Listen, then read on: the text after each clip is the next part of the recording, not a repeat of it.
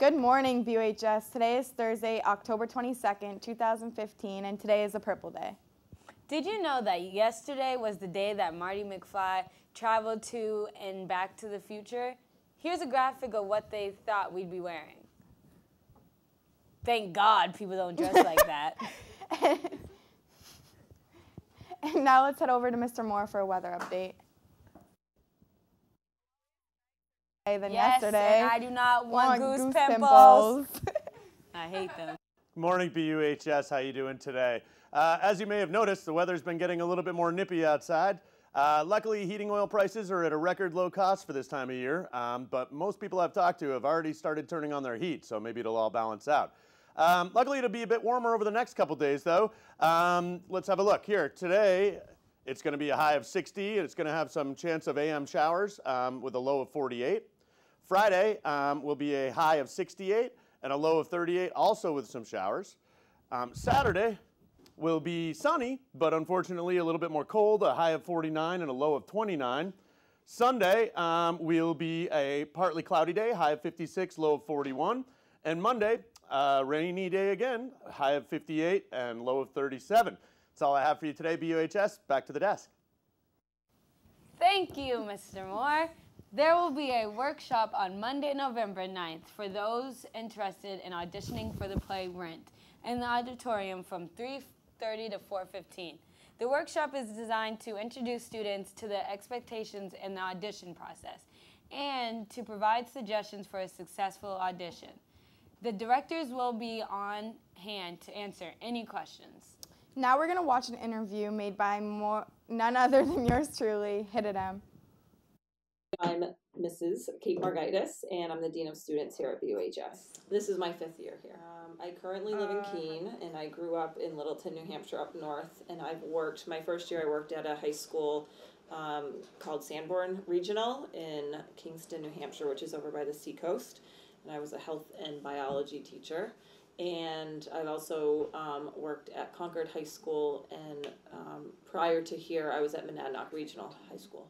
I came about working here, I saw the position for Dean of Students. I was working as a Assistant Principal Athletic Director at Monadnock Regional High School, and it was a 1-year position, and I really liked it and wanted to stay in administrative, so I applied to BUHS because it was nearby, and here I am. I think my job's important to the overall success of the school because I work a lot with a lot of students and teachers on kind of maintaining academic standings and behavioral issues. I work a lot with the counselors in regards to kids, and I communicate a lot with parents, so I feel like I kind of do a lot of different things. In my own words, I would say mediator, counselor, mom,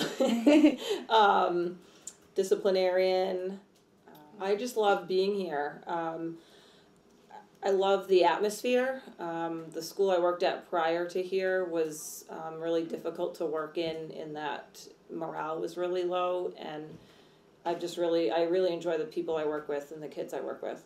I think it varies, but I think overall, I think there's been a lot of change, so I think both staff and students are struggling with that, but everybody's doing their best and there's still a positive outlook. So, I mean, I love being here, and I think it's a great place to work. So, the best part of my job is everybody that I work with, students, teachers, admin team. The worst part of my job is not being able to fix problems for kids. The 2 most important things that they've taught me, a lot of the new lingo, that kids deserve to be treated as adults and respectful, and that even when faced with tough times, you still have to like push through.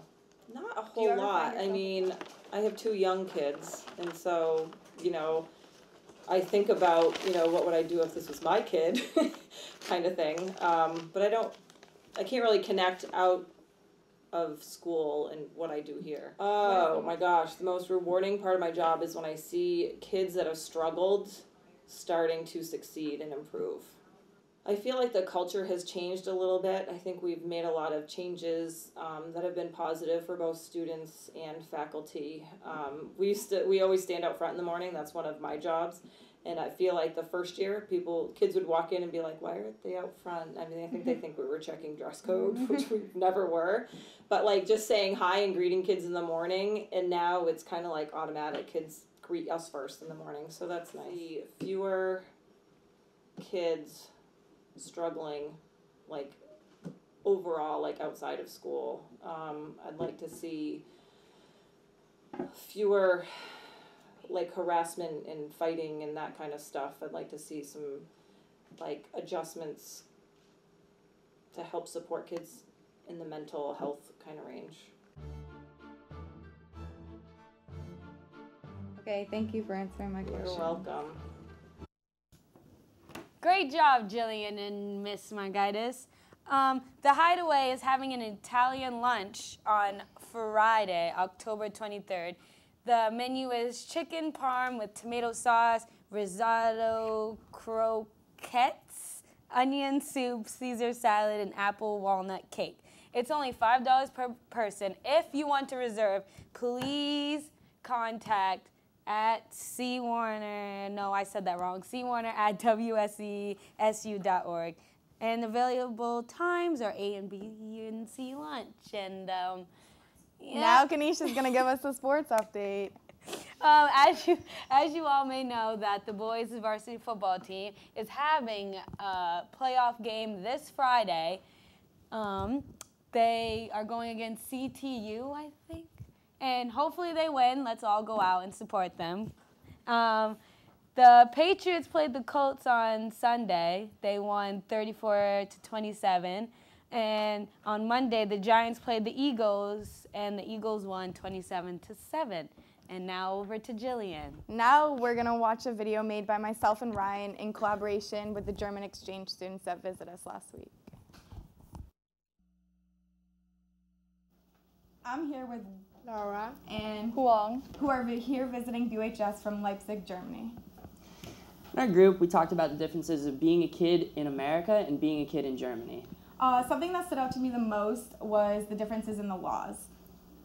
Like, here in the States, you can enter the service at 18, vote at 18, and smoke at 18. But those are all the same over in Germany. Your turn. But unlike in the U.S., we can drive alone at the age of 16, but that is not permitted in Germany unless you're 18. And the drinking age here is 21, but in Germany, it's 16 if you're purchasing something under 20% alcohol. So Germany sounds like a pretty fun place. So I think we're going to have to take a trip over to Germany, guys. Definitely. Hey. Definitely. Oh, I didn't. Great job, guys. Now over to a special with Henry and Adelia. Hi, BUHS. So Halloween is approaching very quickly. So you have to start thinking about what you'll be for Halloween.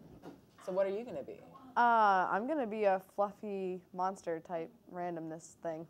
That's fun. What are you going to be? I'm thinking I'll either be Flo from Progressive or Jake from State Farm. Those are good ideas. Yeah, so think about your costumes and back to the desk. That's all for today, folks, but before we go, we have one last video to show you. Remember Jaws 19 from Back to the Future? Well, here it is at last.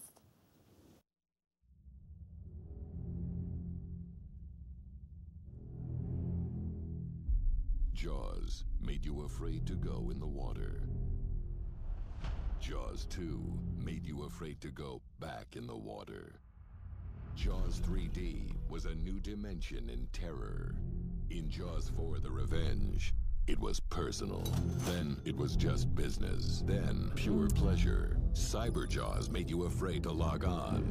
And Robo Jaws made you afraid of robotic sharks. Then Chief Brody's grandson assembled a super team of shark hunters.